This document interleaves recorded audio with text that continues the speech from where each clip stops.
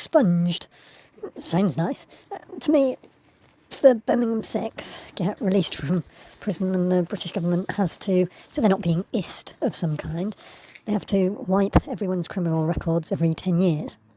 I did look up the antonyms of expunged. They're much nicer words. Expunge gets associated with annihilation. Remove something unwanted or unpleasant, rather than forge or restore. But can a person or a group expunge themselves of sympathy? It's still difficult for... You still see on television how Krups and other German industries war profiteered and have stuck with it. Some much worse than others. Much of American industry war profiteers again. For a generation, Germany was sort of expunged of sympathy. But this current affairs that has taken me away from taking the grit out of the little chute at the bottom of the washing machine, I'm really starting to ask myself if a group of people can expunge themselves of sympathy. The tenuous link here is contemporary accounts of the First World War, considered literary,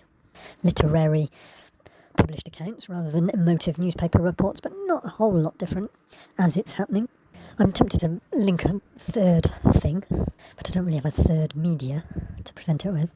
The people power revolution of a country that you'll either know or you won't know in the 1960s, and it boiling down to simply overthrowing a dictator, and then who owns the land on what you're living on, who do you pay rent to or not, so no one pays any rent in this particular country. Guess where?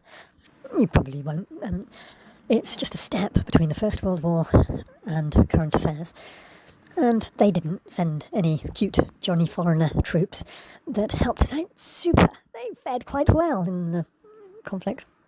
But the people power revolution used Radio Veritas as the mobilising of the fairly illiterate population. The First World War, they were a fairly illiterate population, but it was peer pressure and mass media and coming round to your house type pressure. Now, the current affairs, there is a lot of peer pressure from social media, manipulated voting, but mainly blatant propaganda from the youngest age, cradle to the grave propaganda. How much complicity does the population have if they don't see anything else? Americans find it difficult to live in Israel. I hope how most people in the world know how America was colonised, I suppose. Encourage lots of people from all over the world to America. China and Europe. And what now, Afro-Americans. And displace the people, the native Indians, because we didn't know what to call them, settle their land and, over a very short period, kill off all their food supply.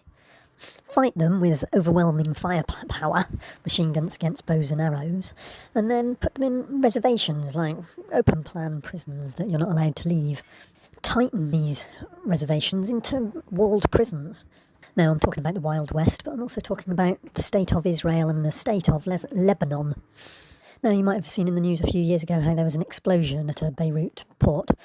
France Prime Minister, President, turned up and said, "I know you're our ex-colony, but we're going to support you in your time of need." And the news in France showed lots of cheering for Papa, basically.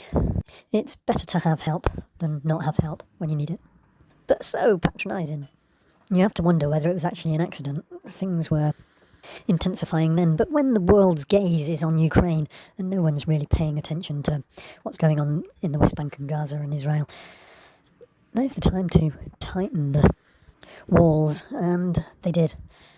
Jerusalem is a complex issue, but there's a Lebanese part.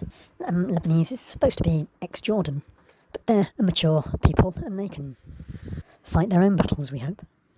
Anywhere you live, you may be familiar with reading in the news how the local politicians, they've been in a little while and they've redrawn the boundaries, the voting constituencies, so they'll always get elected now, they've got a greater majority. Well, a bit like that, the Israelis around the Lebanese part of Jerusalem just built another wall, or moved a wall, so that what was a 80-20, excuse me if I'm wrong, Lebanese dominated, they've built a wall so now it's 60% Israeli. Of course, this went largely unreported. So a big chunk of sacred to both sides Jerusalem can now vote to be part of a different state. Northern Ireland, I'll bring back in again. Through higher birth rates on the Catholic side, the Protestants are going to eventually lose Northern Ireland. Home rule, a huge thing for the most right-wing parts of the British government. They don't want to lose it, so they use Cambridge Analytica to skew election results. And we end up with Brexit and the Wild West in Ireland. Now, I hold my hands up, I'm digressing a little bit. It's a very similar idea to Cambridge Analytica. Was used to fake Eurovision Song Contest results so that Israel won, and so they get appointed as the new host. They tried to use new host status for political gain, move all of the Arabs, that are obviously troublemakers, out of their host city that they'd chosen of Jerusalem. But rules of the Eurovision Song Contest were upheld, and they had to change it to Tel Aviv, and so there's no real advantage. But the wall remains. No, there's a holy site. There's several holy sites, but the third most holy site for the Arab Palestinians, I'm rather reluctant to pronounce things wrong and offend someone. There's like a two-temple place, pretty much in the same complex, the Dome of the Rock, and this other one that a mob descended on. A mob of Israelis surrounded the third holiest site of Islam, and I'm forgetting to set up another thing. The state of Lebanon, recognised by the United Nations, is policed by Israelis. I know, it sounds a bit daft. The local Lebanese were stopped from entering the mosque by the Israeli police. The local Israelis were, the Jewish people forced themselves into the third holiest site of Islam, and I don't know what they did when they got in there, but rabbis don't allow Jewish people to enter the Muslim sites in case something non-Jewish friendly happens in there. It reflects badly on the nation of Israel. So Israel has been constricting the reservations into prisons and avoiding the links, allowing them to deal with their own water supplies, but at the same time restricting water supplies to the reservations, as I'm calling them, in connection to the Native American problem. Anyway, the attack from Hamas in a separate, not the West Bank, which is where Jerusalem is, a separate area on the coast. Hamas, different group from Hezbollah. All of these are historic power bases for the Arab Lebanese. Attack them and you attack us. Attack us and we attack you. That's the general idea of how the violence started against Israel. Now, when I was at school, teaching about Northern Ireland has changed since then, but Molly McGuinty's Cabbage Patch, that is like a denigration. The battle of the punch up at Molly McGuinty's Cabbage was the denigration of the Irish War of Independence, the first Irish War of Independence, in British history books. Now, Hamas, tiny little thing, in Gaza Strip, tiny little thing, in order to break through even the huge defences that Israel has around these military defences, not just the militarised police inside. It's really quite an accomplishment to get through those Israeli defences out of Gaza into Israel. Now, this is described by Israel as a rocket attack on a rave.